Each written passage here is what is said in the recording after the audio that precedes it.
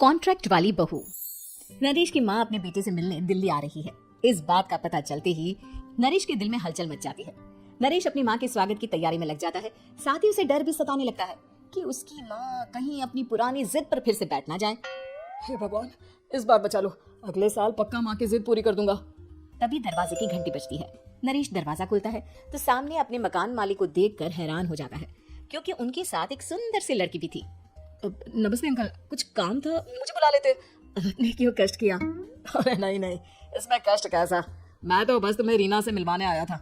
आज से रीना तुम्हारे साथ इसी फ्लैट में रहेगी। अंकल, कोई लड़का फ्लैटमेट नहीं है? एक अनजान लड़की के साथ रहना मेरे लिए थोड़ा अजीब होगा। देखो नरेश, मैं तुम्हें पहले भी बता चुका हूँ कि इस फ्लैट में तुम्हें किसी ना किसी के साथ एडजस्ट करना ही होगा, या फिर तुम अकेले पूरे फ्लैट का किराया दे दो, मैं किसी को नहीं रखूंगा। नरेश अपने मकान मालिक की बात सुन के रीना के साथ रहने के लिए तैयार हो जाता है, पर अंदर ही अंदर उसे ये बात खाने लगती है कि वो अपनी माँ को क्या जवाब देगा जब उसकी माँ रीना के बारे में उसे पूछेगी।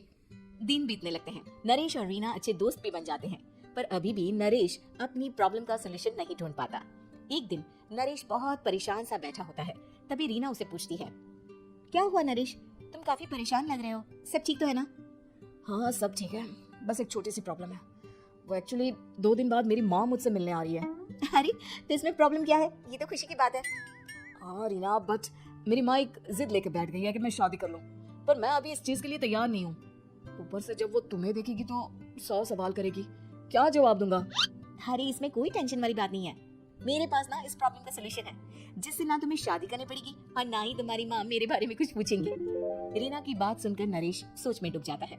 वो सोचता है कि रीना खुले ख्यालों वाली लड़की है, कहीं माँ को सच बता ना दे। नरेश को सोच में डूबा देखकर रीना कहती है, अरे क्या हुआ, किस सोच में पड़ गए? डोंट वरी, जैसा तुम सोच रहे हो ना वैसे कुछ भी नहीं है। मेरे पास एक प्लान है। मैं कुछ समझ नहीं पा रहा हूँ, कैसा प्लान? मैं समझाती हूँ। हम ना एक कॉन्ट्रैक्ट मैरिज कर लेते हैं। फिलहाल मेरे पास जॉब नहीं है, तो तुम इस रूम का किराया दे देना जब तक तुम्हारी माँ यहाँ रहेंगी, सिर्फ तब तक। और तुम अपनी माँ से कह देना कि मैं तुम्हारी पत्नी हूँ, इससे वो मेरे यहाँ रहने पर कोई सवाल भी नहीं करेंगी। अरे बात तुम्हारी ठीक है, पर माँ से झूठ बोलना, ना बाबा, मैं ये रिस्क नहीं ले सकता। कोई और आइडिया दो ना तुम। देखो, मंजूर हो तो बोलो, वरना सच बता दो, मुझे कोई प्रॉब्लम नहीं है। रीना की बात सुनकर नरेश सोच में डूब जाता है। बहुत सोचने के बाद जब उसे कोई रास्ता नहीं मिलता तो वो रीना के बताए हुए रास्ते पर चलने के लिए तैयार हो जाता है। वो रीना से बात करता है और अपनी माँ की पसंद और नापसंद के बारे में बताता है। रीना भी नरेश की सभी बातों को ध्यान से सुनती है, ताकि कहीं उससे कोई गलती ना हो जाए। आखिर वो दिन भी आ जाता है जब नरेश की माँ उससे मिलने दिल्ली आ जाती है। नरेश अपनी माँ को फ्लैट पर लेकर जाता है। जैसे ही नरेश की माँ फ्लैट के अंदर जाती है, रीना उसके पैर छू लेती है। ये देखकर नरेश की माँ थोड़ी घबरा जाती है और नरेश से पूछती है, अरे बेटा नरेश, ये कौन है? माँ, ये आपकी बहू रीना है। माफी चाहता हूँ, सब कुछ इतनी जल्दी में हुआ कि आपको बता ही नहीं पाया, इसलिए सोचा कि क्यों ना आपको सरप्राइज दिया जाए। अरे बेटा, मैं तो बस तेरा घर बसा हुआ देखना चाहती थी। हाँ, बहुत अरमान थे अपनी इकलौती बेटी की शादी को लेकर, लेकिन कोई बात नहीं, शायद किस्मत को यही मंजूर होगा। ये कहते ही नरेश की माँ रीना को गले लगा लेती है। रीना बेटिया, मेरा बेटा ना थोड़ा नादान है, पर तुम काफी समझदार लगती हो, और मैं जानती हूँ कि तुम इसका बहुत अच्छे से ध्यान रखोगी। माँ, आप चिंता मत कीजिए, मैं सब संभालूंगी। नरेश की माँ अपने बहू और बेटे के साथ खुशी खुशी रहने लगती है।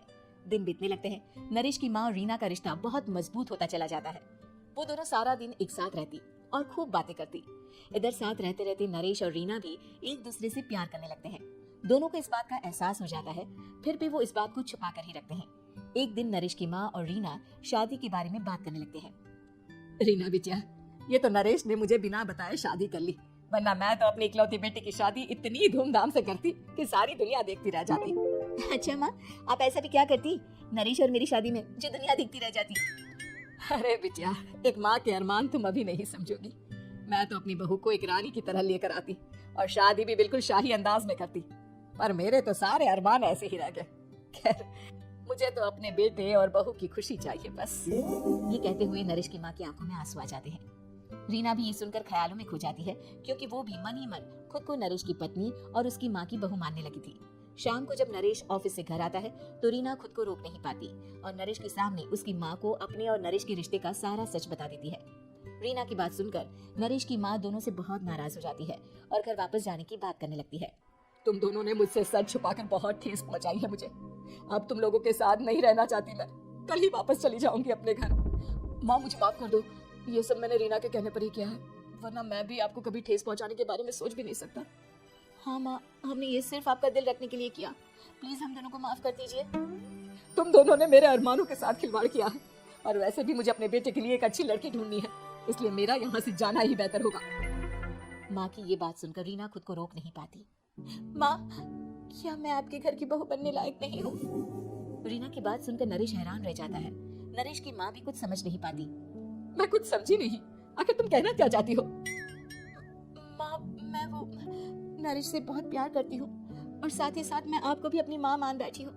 आज जब आपकी बातें सुनी तो खुद को रोक नहीं पाई, इसलिए सारा सच आपको बता दिया।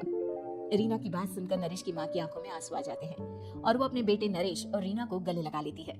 मेरे घर की बहू तो सिर्फ रीना बिटिया ही बनेगी। मैं आज ही तुम दोनों की शादी की तारीख निकलवा दूंगी, बस एक बार तुम्हारे घर वाले मान जाए। उसी दिन रीना के माता पिता भी उनके फ्लैट पर आ जाते हैं। दोनों परिवार आपस में बैठकर बातें करते हैं और शादी के लिए राजी हो जाते हैं। रीना भी कॉन्ट्रैक्ट फाड़ देती है और कहती है, सही मायने में मैं अब बहू बनूंगी, अब तक तो सिर्फ कॉन्ट्रैक्ट वाली बहू थी।